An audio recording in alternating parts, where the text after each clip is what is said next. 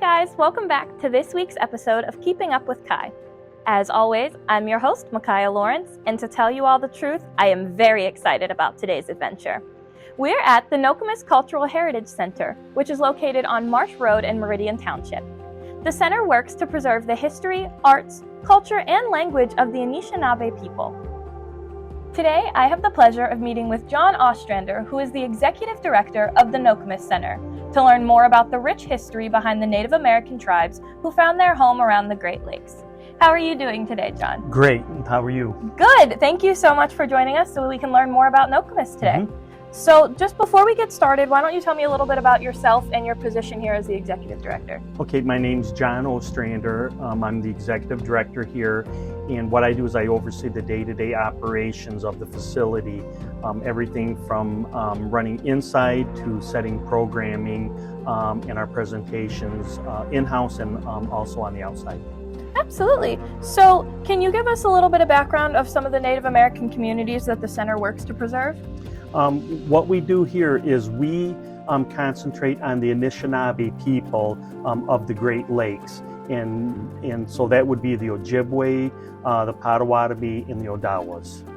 Absolutely, yeah. So in the sense of preserving Native American history, what does the center do to try and preserve that history? Okay, for one thing, as we are doing our interview here within our gallery, so we show everything from what the people, what they used to work on or make, and what they currently also make. And then we also take this into where we allow classes that we do beadwork, just as they would have done hundreds of years ago, basket making, copper bowl making. And then we also go ahead and we go within schools, organizations where we do presentations on who the Anishinaabe people were and who they are today. Yeah, definitely. So you touched on them a little bit. Can you give a little bit more detail of some of the programs that you do? You mentioned the bead making, what goes into that? Okay, and so what we do is we'll put a call out, saying that on a day that we'll hold the class, and then we bring in teachers, and they'll sit down and first they explain the significance of what they're going to make that day. And so this could be done, we'll just take on a jewelry for the quill earrings. And so you're working with real porcupine quills,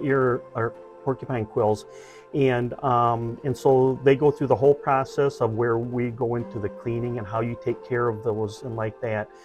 Some of the other classes, as far as on drum making, which we just finished with a 40 drum class. And so there they start out by telling you the significance again of the drum and what it means to the Anishinaabe people.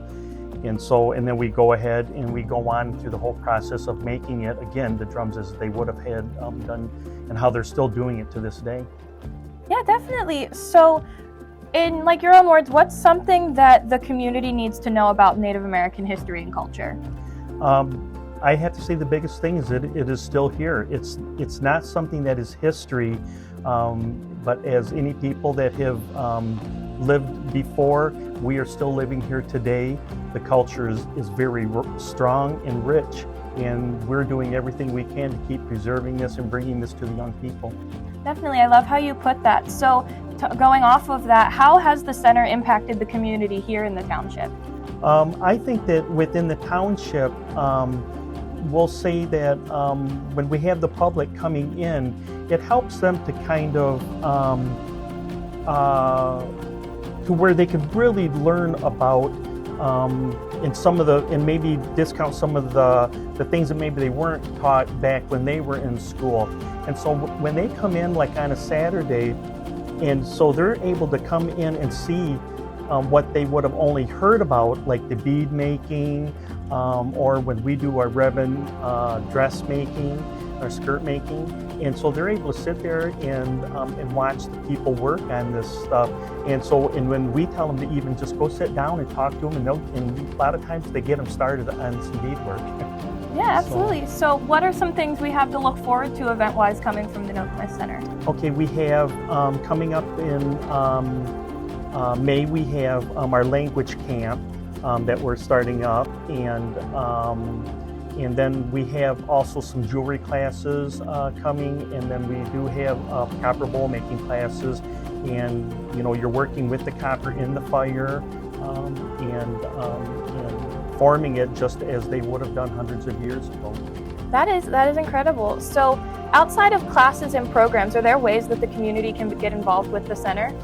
Yeah, I would say that first to come in and learn and ask questions, come and do some of the classes. And when you see the information we'll see on Facebook, when you see it posted, please repost it, and just to help us to keep getting the word out. Definitely.